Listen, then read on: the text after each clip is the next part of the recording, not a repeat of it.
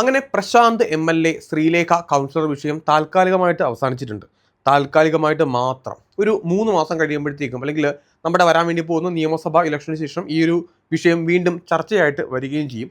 അതിനുള്ള ഒരു പൊളിറ്റിക്കൽ ബുദ്ധിയാണ് ഇവിടെ ശ്രീലേഖ അല്ലെങ്കിൽ BJP പ്രയോഗിച്ചിട്ടുള്ളത്. അതിനവരെ അപ്രീഷിയേറ്റ് ചെയ്ത് മതിയാവത്തുള്ളൂ. ഞാനതിൽ മുന്നോട്ട് പോകുമ്പോഴത്തേക്കും ഡീറ്റെയിൽസ് പറയാം. ശ്രീലേഖ അവരുടെ ഫേസ്ബുക്കിൽ ഒരു പോസ്റ്റ് ഉണ്ടായിരുന്നു. ഇന്ന് മുതൽ സേവനം തുടങ്ങി. അവർ എവിടെയാണോ കോർപ്പറേഷൻ്റെ കെട്ടിടത്തിൽ തന്നെ അവർ ആവശ്യപ്പെട്ട പോലെ ഒരു ഓഫീസ് കിട്ടിയിട്ടുണ്ട്. അത് MLA ഒഴിപ്പിച്ചിട്ടല്ല, MLA അവിടെ തന്നെയുണ്ട്. ശ്രീലേഖ ആവശ്യപ്പെട്ടത് MLA ഇപ്പോൾ ഒഴിഞ്ഞു പോകണമെന്നല്ല, 3 മാസം കഴിയുമ്പോഴത്തേക്കും ഒഴിഞ്ഞു പോകണം എന്നുള്ളതാണ്.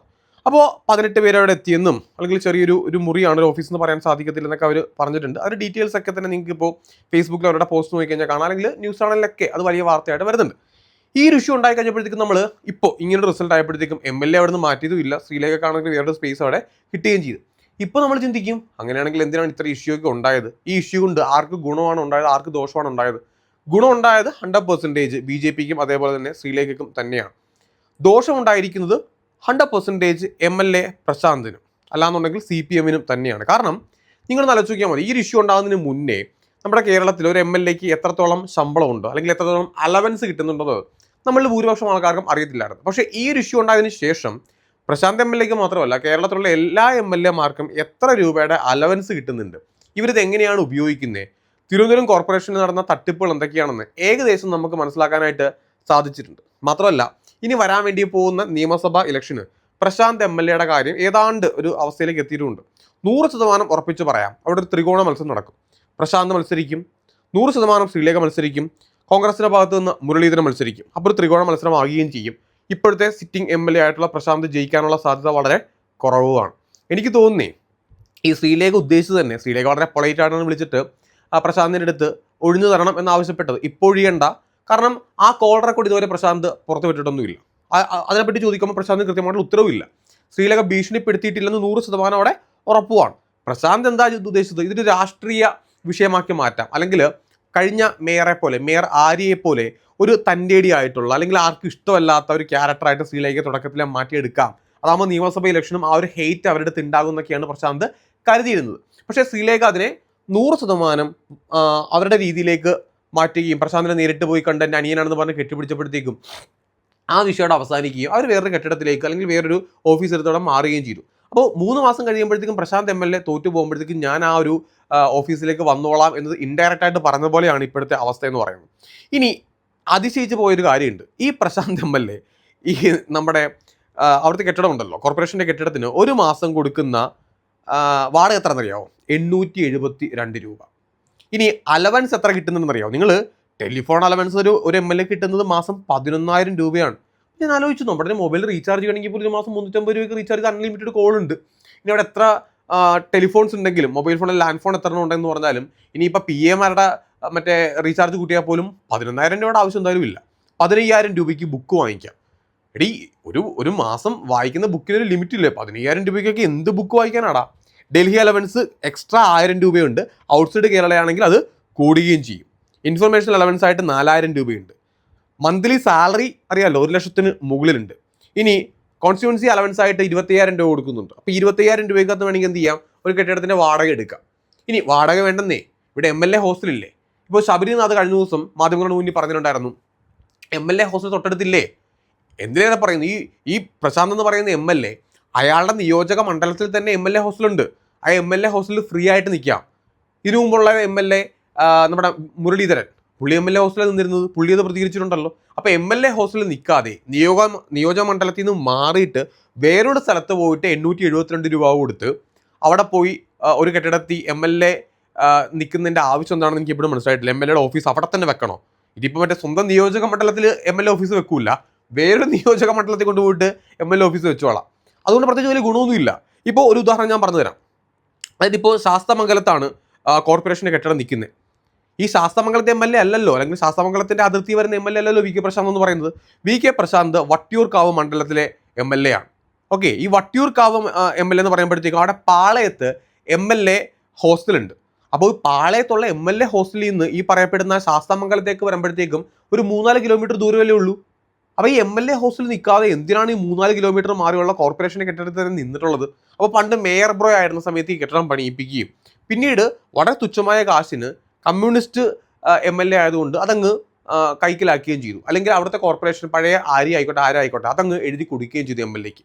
അപ്പോൾ ഈ കോർപ്പറേഷൻ്റെ കെട്ടിടം യഥാർത്ഥത്തിൽ ഇതേ MLA പോയിട്ട് ആ MLA ഹൗസിൽ നിൽക്കുകയാണെന്നുണ്ടെങ്കിൽ ഈ കെട്ടിടം എന്ത് ചെയ്യാം, ഈ കോർപ്പറേഷൻ കെട്ടിടം വേറെ ആവശ്യങ്ങൾക്ക് വാടക കൊടുക്കാം. അതിൻ്റെ ഒരു ഭാഗം മാത്രം എന്ത് ചെയ്യാം, ഈ ശ്രീലേഖ എന്ന് പറയുന്ന അവരുടെ കൗൺസിലർ ഓഫീസായിട്ട് അവിടെ വർക്ക് ചെയ്യിപ്പിക്കുകയും ചെയ്യാം.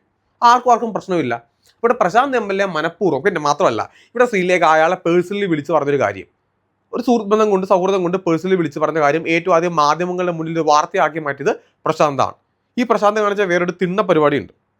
ശ്രീലേഖ അവിടെ വന്നിട്ട് അത് കോംപ്രമൈസ് ചെയ്തതിന് ശേഷം വീണ്ടും ഈ പ്രശാന്ത് ഇങ്ങനെ സംസാരിച്ചുകൊണ്ടേയിരിക്കുകയാണ്. പ്രശാന്തിന് ഇതിന് കംപ്ലീറ്റ്ലി ഒരു രാഷ്ട്രീയ തർക്കമാക്കി മാറ്റിയെടുക്കണം, ഒരു രാഷ്ട്രീയ വിഷയമാക്കി ഇതിനെ മാറ്റിയെടുക്കണം. അതൊരു മോശം ആറ്റിറ്റ്യൂഡാണ്. കാരണം അവർ വന്നത് കോംപ്രമൈസ് ചെയ്ത് പോയിട്ടും വീണ്ടും മാധ്യമങ്ങളുടെ മുന്നിൽ സംസാരിച്ച് ലാസ്റ്റ് ഇത് കുളവാകുന്ന അവസ്ഥയിലേക്ക് പോയി. ഇവിടെ പ്രശാന്തിന് പേടിയുള്ള മറ്റൊരു കാര്യം കൂടിയുണ്ട്. കാരണം പ്രശാന്ത് ഇപ്പോൾ 2ാം തവണയാണ് അവിടുത്തെ MLA ആയിട്ടിരിക്കുന്നത്. ഈ MLA ആയിട്ടിരിക്കുന്ന സമയത്ത് പ്രശാന്ത് നാട്ടുകാർക്ക് കൊടുത്ത, ഇപ്പോൾ ആ പ്രദേശത്തുള്ള ആൾക്കാർക്ക് നിങ്ങൾക്ക് കൃത്യമായിട്ട് അറിയാൻ സാധിക്കും, ഈ വട്ടിയൂർക്കാവിലെ ആൾക്കാർക്ക് അറിയാം, പ്രശാന്ത് MLA നാട്ടുകാർക്ക് കൊടുത്ത പ്രധാനപ്പെട്ട വാക്ക് എന്ന് പറഞ്ഞു കഴിഞ്ഞാൽ അവിടുത്തെ റോഡ് വികസനമാണ്. ഈ റോഡ് വികസനം ഇതുവരെ അവിടെ നടപ്പാക്കിയിട്ടില്ല. വട്ടിയൂർക്കാവ് MLA പറഞ്ഞിരുന്ന ആ ഒരു റോഡ് വികസനം നടന്നിട്ടില്ല. അതിൻ്റെ പേരിൽ വലിയ സമരങ്ങൾ ഉണ്ടാകുകയും എനിക്ക് തോന്നുന്നു കുറച്ചു കാലം മുന്നേ BJPയുടെ കീഴിൽ അവിടെ സമരങ്ങൾ നടക്കുകയും ഈ BJPയിലെ അന്നത്തെ നേതാവിനെ പിടിച്ച് തല്ലി ചതച്ച് പോലീസ് കേസ് ഉണ്ടാക്കുകയും ഇപ്പോൾ അയാൾ അവിടെ ഇലക്ഷനിൽ നിന്ന് അയാൾ അവിടുത്തെ കൗൺസിലറായിട്ട് ജയിച്ചിട്ടുണ്ട്. അപ്പോൾ ഈ വിഷയം സ്വാഭാവികമായിട്ട് MLAക്കെതിരായിട്ട് ഇനിയും ചർച്ചയാവും. കഴിഞ്ഞ ഒരുപാട് വർഷങ്ങളായിട്ട് MLA ഈ റോഡ് അവിടെ ഒന്നുമേ ചെയ്തിട്ടില്ലല്ലോ. അപ്പോൾ MLA അവിടെ വികസനം നടത്തിയിട്ടില്ല. ഒരു വികസനം മുരടിച്ച് കിടക്കുന്ന സ്ഥലമായിട്ട് പ്രശാന്ത് MLA അതിനെ മാറ്റിയെടുത്തു എന്നുള്ള രീതിയിൽ BJPയുടെ ഒരു രാഷ്ട്രീയ അറ്റാക്ക് കൂടെ MLAക്ക് തീർച്ചയായിട്ടും ഉണ്ടാവും. BJP ഒരു സൈഡിൽ നിന്ന് ഡയറക്റ്റായിട്ട് ആക്രമിക്കുമ്പോഴത്തേക്കും മറ്റൊരു സൈഡിൽ കോൺഗ്രസ്സുകാർ ഇൻഡയറക്റ്റ് ആയിട്ട് പ്രശാന്തിനെ ആക്രമിക്കുന്നുണ്ട്. ഇത് പ്രശാന്തിന് ഇപ്പം മാധ്യമങ്ങളുടെ മുന്നിൽ വന്നിട്ട് പറയാൻ മറുപടികൾ പോലും ഇല്ല. ഇപ്പം ഞാനൊരു വീഡിയോ കണ്ടിരുന്നു, ഈ അലവൻസിനെ പറ്റി പ്രശാന്ത് തന്നെ സംസാരിക്കുന്നത്. അപ്പോൾ ഇത്ര അലവൻസ് കിട്ടുന്ന ഒരാൾക്ക് MLA ഹൗസിൽ ഇപ്പോൾ നിന്ന് കഴിഞ്ഞാൽ ഈ പ്രശ്നങ്ങളൊക്കെ തീർന്നില്ലേ? ഇനി മാത്രമല്ല MLA ഹൗസിൽ ഇപ്പോൾ ആരാ ഉപയോഗിക്കുന്നത്? എന്തായാലും MLA ഹൗസിൽ നിയമം അനുസരിച്ച് വേറെ ആർക്കും നിൽക്കാൻ പറ്റില്ല. അപ്പോൾ MLA ഹൗസിൽ ഒരു കെട്ടിടം വെറുതെ അവിടെ പൂട്ടിയിട്ടേക്കുക. ഇനി ഈ ശ്രീലേഖ എന്ന് പറയുന്ന കൗൺസിലറിന് അവരുടെ ആ ഒരു മണ്ഡലമല്ലല്ലോ, അവരുടെ ആ ഒരു ഏരിയയിൽ നിന്ന് മാറിയിട്ട് വേറൊരു സ്ഥലത്തേക്ക് വാർഡിൽ നിന്ന് മാറിയിട്ട് വേറൊരു വാർഡിലേക്ക് പോയി ഓഫീസ് ഉണ്ടാക്കാൻ പറ്റുമോ? പറ്റത്തില്ലല്ലോ. പക്ഷേ MLA സ്വന്തം നിയോജക മണ്ഡലത്തിൽ നിന്ന് മാറ്റിയിട്ട് വേറൊരു മണ്ഡലത്തിൽ പോയിട്ടാണ് ഓഫീസ് പ്രവർത്തിപ്പിക്കുന്നത്. എന്ത് ഗുണം? അപ്പോൾ ഇവിടെ പ്രശാന്തിൻ്റെ ഭാഗത്ത് ഇനിയിപ്പോൾ കമ്മ്യൂണിസ്റ്റുകാരായിട്ടുള്ള അന്തം ആൾക്കാർക്ക് വേണമെങ്കിൽ എന്ത് ചെയ്യാം, ഇതിനെ കംപ്ലീറ്റ്ലി ന്യായീകരിക്കാം. പ്രശാന്ത് അപ്പടിയാണ് ഇപ്പടിയാണ് മറ്റേതാണ് മറിച്ചതാണ് ചക്കയാണ് വാങ്ങിയാണ് ശ്രീലേഖ ഭയങ്കര അഹങ്കാരമാണെന്നൊക്കെ പറയാം. പക്ഷേ രാഷ്ട്രീയപരമായിട്ടും ബുദ്ധിപരമായിട്ടും നോക്കുമ്പോഴത്തേക്കും ഇതിനകത്ത് പ്രശാന്ത് MLAയുടെ ഭാഗത്തൊരു ന്യായമുള്ളതായിട്ടോ നീതിയുള്ളതായിട്ടോ എനിക്ക് ഫീൽ ചെയ്തിട്ടേ ഇല്ല. കാരണം വെറുതെ ₹1 പോലും കൊടുക്കാണ്ട് ജനങ്ങളുടെ നികുതിപ്പണം കൊണ്ടൊരു കെട്ടിടം ഉണ്ടാക്കി വെച്ചിട്ട് അത് വേണ്ട, സ്വന്തം നിയോജക മണ്ഡലത്തിൽ ആ കെട്ടിടം വേണ്ട, ഞങ്ങൾക്ക് അപ്പുറത്ത് മാറി കോർപ്പറേഷൻ്റെ കെട്ടിടം ഉണ്ട്, പണ്ട് ഞങ്ങളുടെ ആൾക്കാരാണ് കോർപ്പറേഷൻ ഭരിച്ചിരുന്നത്, അതുകൊണ്ട് 25,000 രൂപയുടെ ആ ഒരു സ്ഥലം, അല്ലെങ്കിൽ 25,000 രൂപയ്ക്ക് മുകളിൽ വാടക കിട്ടേണ്ട ഒരു സ്ഥലം വെറും 872 രൂപയ്ക്ക് ഞാൻ എൻ്റെ ഓഫീസായിട്ട് പ്രവർത്തിപ്പിച്ചോളാം എന്നൊക്കെ പറയുന്നത് ബാലിശം മാത്രമാണ്. ജനങ്ങളുടെ കാശ് ഒരുമാതിരി ഒരു വിലയില്ലാത്ത രീതിയിൽ കൊള്ളയടിക്കുന്നതിൻ്റെ അവസ്ഥയാണ്. അപ്പോൾ ഈ ഒരു വിഷയമായിട്ട് ബന്ധപ്പെട്ട് ഒരു ഇലക്ഷൻ വരുമ്പോഴത്തേക്കും, നിയമസഭ ഇലക്ഷൻ വരുന്ന സമയത്ത് ഇത് വലിയ രീതിയിൽ റിഫ്ലക്റ്റ് ചെയ്യും, ഈ വിഷയം റിഫ്ലക്റ്റ് ചെയ്യും. മാത്രമല്ല തിരുവനന്തപുരം കോർപ്പറേഷനിലെ മേയറായിട്ടുള്ള VV രാജേഷ് ഉൾപ്പെടെയുള്ള ആൾക്കാർ ഇത് വലിയ ഒരു ചർച്ചയാക്കി എടുത്തിട്ടുണ്ട്. ഇനി മറ്റ് കെട്ടിടങ്ങളിലേക്കൂടെ ഇത് വ്യാപിപ്പിച്ചിട്ടുമുണ്ട്. ഇവരുടെ എയിം, ഞാൻ തുടക്കത്തിൽ പറഞ്ഞ പോലെ BJPയുടെ ഒരു എയിം എന്ന് പറഞ്ഞു കഴിഞ്ഞാൽ മറ്റുള്ള കെട്ടിടങ്ങൾ, കോർപ്പറേഷൻ്റെ കീഴിൽ വരുന്ന ഓരോ കെട്ടിടങ്ങളും വാടക കൊടുത്തിരിക്കുന്നത് എങ്ങനെയാണ്. ഇവിടെ അവിടെ നടക്കുന്ന സംഭവം എന്നറിയോ, ഏതെങ്കിലും ഒരു XOR-Yക്ക്, കമ്മ്യൂണിസ്റ്റ് അടുപ്പമുള്ള ഒരു XOR-Yക്ക് ഈ കെട്ടിടങ്ങൾ വളരെ ചുരുങ്ങിയ തുകയ്ക്ക് 1000-നോ 1500-നോ 500-നൊക്കെ വാടക കൊടുക്കും. ആ വ്യക്തി എന്ത് ചെയ്യും, പുറത്ത് വേറെ ആൾക്കാർക്ക് 10 ഇരട്ടി 100 ഇരട്ടിക്കും 25,000-നും 30,000-നും വാടക കൊടുക്കും. എന്നിട്ട് ആ ബാക്കി കിട്ടുന്ന കാശ് എന്ത് ചെയ്യും, കീശയിലേക്ക് ഇടും. കോർപ്പറേഷൻ വലിയ മേന്മയില്ല, പക്ഷേ ചില ആൾക്കാരുടെ പോക്കറ്റ് നന്നായിട്ട് മാസം നിറയുകയും ചെയ്യും. ഇപ്പോൾ പ്രശാന്ത് MLA 25,000 രൂപ വെച്ച് അലവൻസ് ഉണ്ട്. ആ 25,000 രൂപ വെച്ച് അലവൻസ്, ഇപ്പോൾ ഞാൻ പറഞ്ഞല്ലോ ടെലിഫോൺ അലവൻസ് 11,000 രൂപയുണ്ട്, ബുക്ക് അലവൻസ് 15,000 രൂപയുണ്ട്. ഇത് കംപ്ലീറ്റ്ലി എല്ലാ മാസവും ചിലവാക്കുമെന്ന് നിങ്ങൾക്ക് തോന്നുന്നുണ്ടോ? ഈ ചിലവാകാത്ത കാശ് എങ്ങോട്ടാണ് പോണേ? അത് ഖജനാവിലേക്ക് തന്നെ ഇടുന്നുണ്ടോ? നമുക്കതറിയാമോ ഖജനാവിലേക്ക് ഇടുന്നുണ്ടോ ഇല്ലേ എന്നുള്ളത്? ഇനി അതിൻ്റെ പ്രൂഫുകൾ നമ്മൾ കണ്ടിട്ടുണ്ടോ? ഇല്ലല്ലോ. ഇനിയിപ്പോൾ ഇലക്ട്രിക് ബസ്സിൻ്റെ കാര്യം ഇപ്പോൾ കണ്ടില്ലേ, 100-ന് മുകളിൽ ഇലക്ട്രിക് ബസ് ഉണ്ട്. അത് തിരുവനന്തപുരം കോർപ്പറേഷനിൽ കിടന്ന് ഓടേണ്ടതാണ്. പക്ഷെ നമ്മുടെ KSRTC എന്താ ചെയ്യുന്നത്? അത് തിരുവനന്തപുരം കോർപ്പറേഷനിൽ ഓടിക്കാണ്ട് പുറത്തിട്ട് ഓടിക്കുന്നു, പ്രോപ്പറായിട്ട് അത് വർക്ക് ചെയ്യിപ്പിക്കുന്നില്ല. ഒരുപാട് വാഹനങ്ങൾ കോർപ്പറേഷൻ്റെ കീഴിലുണ്ട്. ആ കോർപ്പറേഷൻ്റെ വാഹനങ്ങൾ എല്ലാം തന്നെ ഒരു ടയർ കേടാകുമ്പോഴത്തേക്കും പഞ്ചറായി കഴിഞ്ഞാൽ ആ വാഹനം ഉപേക്ഷിച്ച് കളഞ്ഞേക്കുക. അപ്പോൾ എത്ര രൂപയുടെ നഷ്ടം ഉണ്ടാകുന്നത്? ഇതെല്ലാം എന്തായാലും പിടിക്കപ്പെടും. അപ്പോൾ ഇവർക്ക് BJPയുടെ ഒരു രാഷ്ട്രീയ ബുദ്ധിയായിട്ട് ഈ വിഷയത്തെ അവർ മാറ്റിയെടുത്തിട്ടുമുണ്ട്. ഇവരെല്ലാം എക്സ്പോസ് ചെയ്തു. ഒറ്റ ആഴ്ച കൊണ്ട്, തുടങ്ങിയ ഒരു ആഴ്ച കൊണ്ട് തന്നെ ഇപ്പോൾ എന്തൊക്കെ എക്സ്പോസ്ഡ് ആയി? ഒരു MLAക്ക് കിട്ടുന്ന അലവൻസ് മൊത്തം എക്സ്പോസ്ഡ് ആയി. കോർപ്പറേഷൻ്റെ കെട്ടിടങ്ങളുടെ ഡീറ്റെയിൽസ് ഇപ്പോൾ ഈ ആഴ്ച കംപ്ലീറ്റ്ലി നമുക്കറിയാൻ വേണ്ടി പറ്റും. ആർക്കൊക്കെയാണ് വാടക കൊടുത്തിരിക്കുന്നത്, എത്രയൊക്കെ മുക്കിയിട്ടുണ്ട്, എത്രയൊക്കെ അമുക്കുന്നുണ്ടെന്ന് നമ്മളിപ്പോൾ അറിയും, ജനങ്ങളിപ്പോൾ അറിയും. ഇത്രയും നാളും അറിഞ്ഞിട്ടില്ലായിരുന്നല്ലോ ഇതൊന്നും തന്നെ. ഇപ്പോഴെല്ലാം അറിയാൻ വേണ്ടി പോകണം. അപ്പോൾ ജനങ്ങളെ പറ്റിപ്പിക്കുന്ന രാഷ്ട്രീയം ഉണ്ടല്ലോ, ജനങ്ങളെ മുടിപ്പിക്കുന്ന രാഷ്ട്രീയത്തിൽ ഒരു മാറ്റം വരട്ടെ, നല്ല കാര്യം തന്നെയാണ്. അതിപ്പോൾ BJP, സത്യം പറഞ്ഞാൽ BJPയുടെ രാഷ്ട്രീയത്തോട് എനിക്ക് വലിയ താല്പര്യമൊന്നും ഉണ്ടായിരുന്നില്ല. പക്ഷേ ഇപ്പോൾ ഇവർ ഈ കാണിക്കുന്ന വർഗീയതയോട് എനിക്ക് ഒരു രീതിയിലുള്ള അടുപ്പമില്ല. പക്ഷേ ഇവരിപ്പോൾ കാണിക്കുന്ന ഈ പരിപാടി എന്ന് പറഞ്ഞാൽ ജനങ്ങൾക്ക് ഉപകാരം ഉണ്ടാകുന്ന, വികസനത്തിന് പ്രാധാന്യം നൽകുന്ന കാര്യങ്ങൾ തന്നെയാണ്. അതെന്തായാലും സംഭവിക്കട്ടെ, അങ്ങനെ തന്നെ വരട്ടെ.